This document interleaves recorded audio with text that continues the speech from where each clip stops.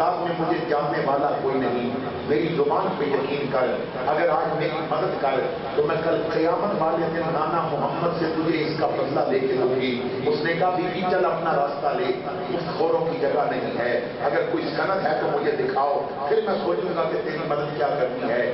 وہ روتی ہوئی چل پڑی، راستے میں پتا چلا کہ 2 گلیاں چھوڑ کے ایک امیر ہے یہودی، لیکن اس کو دولت اللہ نے بڑی دی ہے۔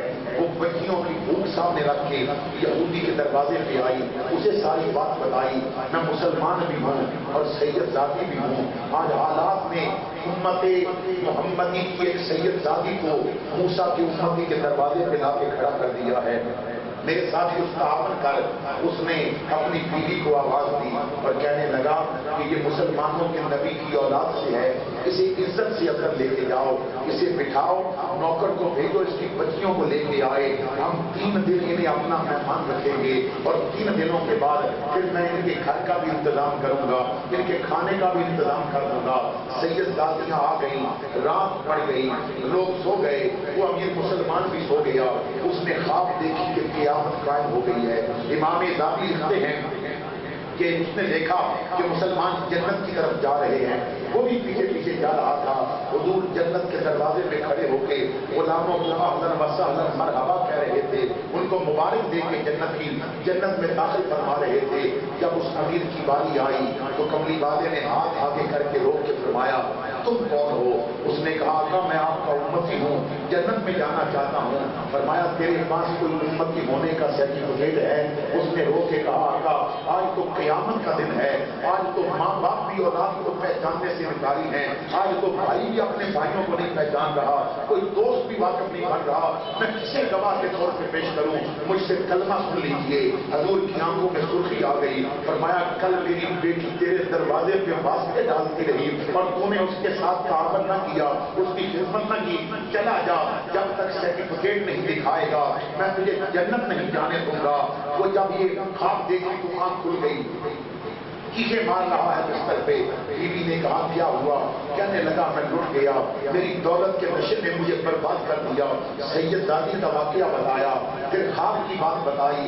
بیوی نے کہا بستر پہ رونے سے تو کچھ نہیں ہوگا، جلدی کر کچھ لوگوں کے دروازوں میں دستک دے، ان سے پوچھ اس بھولیے کی عورت کل جہاں پھر رہی تھی، ہو سکتا ہے کسی نے دیکھا ہو، جا کے قدموں پہ گر جا، کہ اس گھر سے تعلق رکھتی ہے۔ پتھر مارنے والے آئیں تو دعائیں لے کے جاتے ہیں، گالیاں دینے والے آئیں تو چادروں پہ بٹھایا جاتا ہے۔ یہ سید بڑے لجپال ہیں، اب قوم میں ڈوبیاں بھی نہیں، پاگلوں کی طرح دوڑ رہا ہے، کبھی ایک سے پوچھتا ہے کبھی دوسرے سے پوچھتا ہے۔ آخر ایک بندے نے بتا دیا شام کے وقت میں نے اسے یہودی کے گھر جا کے دیکھا ہے، وہ یہودی کے دروازے پہ آیا، دستک دی، یہودی باہر نکلا، کہنے لگا کیا بات ہے؟ اس نے کہا میں نے سنا ایک سید زادی اور اس کی بیٹیاں میرے گھر ہیں۔ اس نے کہا ہاں وہ میری مہمان ہے۔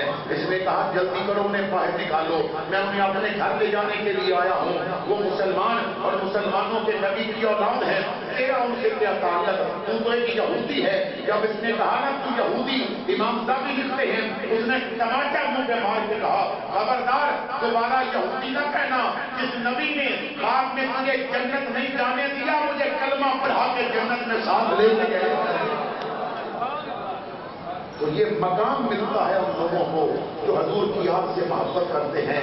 میرے بھائیوں آج بھی تو ہو کہ جنہوں نے سب کچھ کربلا میں لا کے کھڑا کر دیا۔ 9 محرم کی رات تھی، امام عالی مقام نے ساتھیوں کو فرمایا میرے ساتھیوں میں تم سے راضی ہوں، جنہوں نے واپس جانا ہے چلے جاؤ۔ ساتھیوں نے عرض کی حسین ہم یہی رہیں گے۔ فرمایا بہادر ساتھیوں اسلام کے پیاسے وفادار ہو، جہان کفر میں حق و صداقت کے مددگار ہو، تمہیں معلوم ہے شب کی سحر ہوگی تو کیا ہوگا، چلو مانو وہی ہوگا جو منظور خدا ہوگا، لیکن میں تمہیں خوشی سے اجازت دے رہا ہوں چلے جاؤ۔ ساتھیوں نے کہا حسین ہم نہیں جائیں گے، نہ کچھ پینے کی حاجت ہے نہ کھانے کی تمنا ہے، تیرے سر کی قسم اب سر کٹانے کی تمنا ہے۔ امام نے فرمایا بارک اللہ، لیکن اتنا تو بتا دو خونی میدان میں میرے ساتھ رہ کے کیا کرو گے، کیوں رہنا چاہتے ہو؟ ساتھیوں نے کہا حسین تمہیں جب دیکھ لیتے ہیں نبی کی دید ہوتی ہے، زیارت سے تمہاری عاشقوں کی دید ہوتی ہے۔ حسین تمہارا دامن چھوڑ کے نہیں جائیں گے، فرمایا میں مشورہ دیتا ہوں مکے چلے جاؤ، کعبہ میں ایک نماز پڑھو گے 1,00,000 نماز کا ثواب ملے گا، مدینہ میں میرے نانا کی مسجد میں ایک نماز پڑھو گے 50,000 کا ثواب ملے گا، یہاں کیا کرو گے؟ ساتھیوں نے کہا حسین نہ مکے جا کے لاکھوں کا ثواب چاہیے، نہ مدینے جا کے ہزاروں کا ثواب لیں گے، تمہارے ساتھ رہ کے دنیا کو بتا جائیں گے نہ مسجد میں نہ بیت اللہ کے دیواروں کے سائے میں نماز عشق ادا ہوتی ہے تلواروں کے سائے میں۔ حسین چھوڑ کے کسی صورت نہیں جائیں گے۔ پھر امام عالی مقام اپنی بیویوں کے پاس آئے، ہمشیرہ کے پاس آئے، انہیں کچھ وصیتیں فرمائیں۔ حضرت بابا فرید الدین گنج شکر کے ملفوظات میں آتا ہے، آپ فرماتے ہیں کہ آپ نے فرمایا بیٹا علی اکبر ذرا گھوڑے پہ بیٹھ اور دیکھ یزیدی کیا کر رہے ہیں۔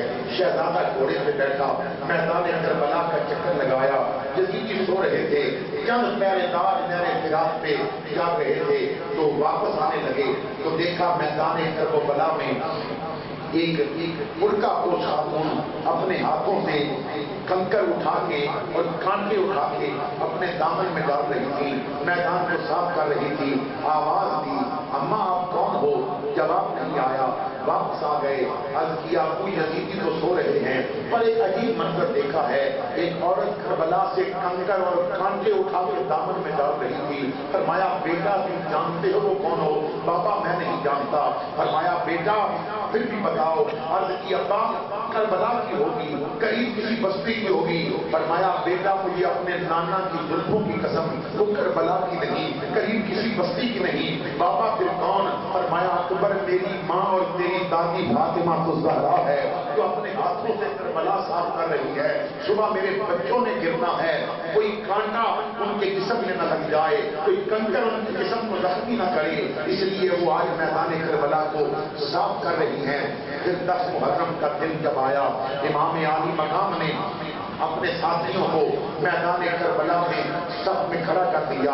آج تو کچھ لوگ امام کا ذکر کرتے ہیں اس انداز سے، کہتے ہیں حسین تو یزیدیوں سے پانی مانگتا رہا، حسین نے اگر مانگنا تھا تو کربلا لینے کیا گئے تھے۔ حضرت امام لیث بن سعد آپ فرماتے ہیں کہ میں مکہ پاک گیا حج کے لیے، آپ مصر کے رہنے والے تھے، تو آپ فرماتے ہیں جب میں مکہ پاک گیا تو میں نے دیکھا کہ لوگ جا رہے تھے جبل ابو قبیس کی زیارت کے لیے، تو میں بھی چل پڑا کیونکہ یہ وہ پہاڑ تھا کہ جس کے ایک پتھر پہ کھڑے ہو کے تمہارے میرے رسول نے انگلی کا اشارہ کر کے چاند کے 2 ٹکڑے کیے تھے، تو میں بھی وہ پتھر دیکھنے کے لیے چل پڑا۔ تو جب میں گیا تو میں نے ایک طرف پہاڑ پہ ایک بزرگ کو دیکھا، سفید ریش ہے، سفید لباس پہنا ہوا ہے، کپڑے پھٹے ہوئے ہیں، جگہ جگہ تہمت لگے ہوئے ہیں، اور وہ اللہ کی بارگاہ میں محو دعا ہے، اور دعا کا انداز یہ ہے جب کہتے ہیں یا اللہ تو جب تک سانس ٹوٹتا نہیں یا اللہ کہتے رہتے ہیں۔ یہ میں بیان اس لیے کر رہا ہوں کہ دعا مانگنے کا انداز آ جائے۔ ہم دعا اس طرح مانگتے نہیں جس طرح مانگنی ہوتی ہے۔ جب یا اللہ کہہ بیٹھے تو پھر یا حی یا قیوم کہا، جب تک سانس ٹوٹا نہیں یا حی یا قیوم کہتے رہے، پھر یا رحمان کہا، پھر یا ارحم الراحمین کہا، تو یہ کہہ کے تو کہتے ہیں مالک مجھے بھوک بھی لگی ہے اور میرے کپڑے بھی پھٹے ہوئے ہیں، میں کسی سے نہیں مانگوں گا، میں تجھ سے مانگ رہا ہوں، مجھے کپڑا بھی چاہیے اور مجھے کھانا بھی چاہیے۔ امام لیث بن سعد کہتے ہیں کہ ابھی انہوں نے ہاتھ چہرے پہ نہیں پھیرے تھے تو میں نے دیکھا آسمان سے ایک ٹرے اتر رہا ہے، اس میں 2 سفید چادریں تھیں اور انگوروں کا ایک گوشہ پڑا ہوا تھا، حالانکہ وہ انگوروں کا موسم بھی نہیں تھا تو انگوروں کا گوشہ پڑا تھا۔ بزرگ نے وہ انگور کھائے اور چادریں اٹھائیں اور چل پڑے پہاڑ سے نیچے بستی کی جانب۔ تو میں حیران ہو گیا اتنا مستجاب الدعوات کون ہے کہ دعا مانگی اور ابھی ہاتھ چہرے پہ نہیں آئے تو عیسیٰ علیہ السلام کی طرح ان پہ دسترخوان ہو کر آیا اور جنت کا انگور اور جنت کی چادریں ان پہ اتر آئیں۔ تو میں نے کہا پتا تو وہ ہے کون۔ جب میں پیچھے پیچھے چل پڑا وہ مکے کی گلی میں داخل ہوئے تو لوگ جو بھی ملتا ہے ملتے ہیں، کوئی پاؤں کو بوسہ دیتا ہے، کوئی ہاتھ کو بوسہ دیتا ہے۔ میں نے اس وجہ سے پوچھا یہ بزرگ کون ہے؟ انہوں نے کہا تو انہیں نہیں جانتا؟ میں نے کہا میں مصر سے آیا ہوں میں نہیں جانتا. اس نے کہا یہ امام جعفر صادق ہیں, یہ حضرت امام باقر کے بیٹے امام زین العابدین کے پوتے امام جعفر صادق ہیں. تو میں ان کے پاؤں پہ گر گیا, قدم بوسی کی.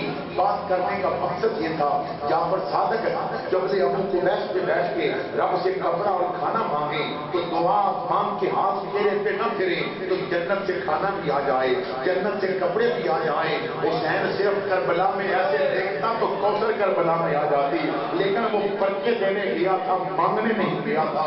آج حسین کو منگتا بنا کے پیش کیا گیا. آؤ حسین کے لیے وہی بات کریں, وہ منگتا نہیں تھا, وہ تو دینست حسین تھا, وہ تو بادشاہ حسین تھا, وہ تو شاہ حسین تھا.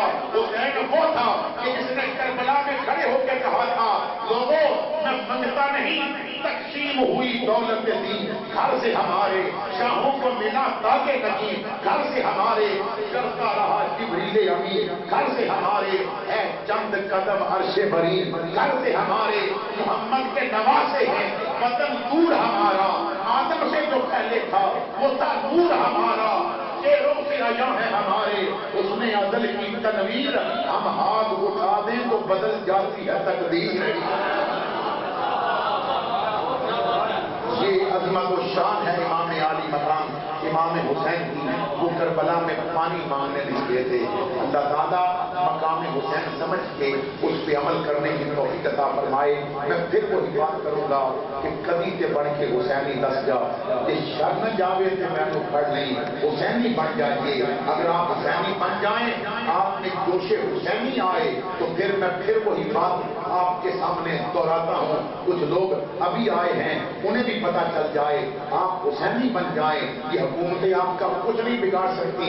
کسی نے کہا تھا کہ جدید بادشاہ وقت ہوتے حسین سے کس طرح گھبرا گیا, کہ تم مولویوں کی باتیں ہیں. میں نے کہا تھا پریکٹیکل دیکھ لو, خادم حسین ویل چیئر پہ بیٹھا ہو تو یزید کی مانوی اولاد کی حکومت اس سے گھبراتی ہے. تو جب ذوالفقار پکڑ کے حسین کربلا میں کھڑا ہوگا تو یزید کے رنگ کا کیا عالم ہوگا, یزید کس طرح گھبرا رہا ہوگا. میرے بھائیوں, وہ کسی نے کہا تھا شمشیر بکف دیکھ کے حیدر کے پسر کو رستم کا بدن زیر کفن کانپ رہا ہے. آخر دعوانا الحمدللہ رب العالمین. میں نے غازی آباد پہنچنا ہے درس قرآن کے لیے, تو میں ابھی سے چاہتا ہوں اجازت, علماء تشریف فرما ہیں وہ دعا بھی کریں گے.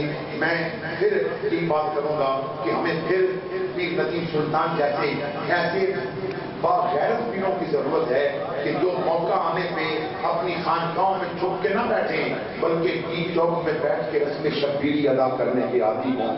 آخر دعوانا الحمدللہ.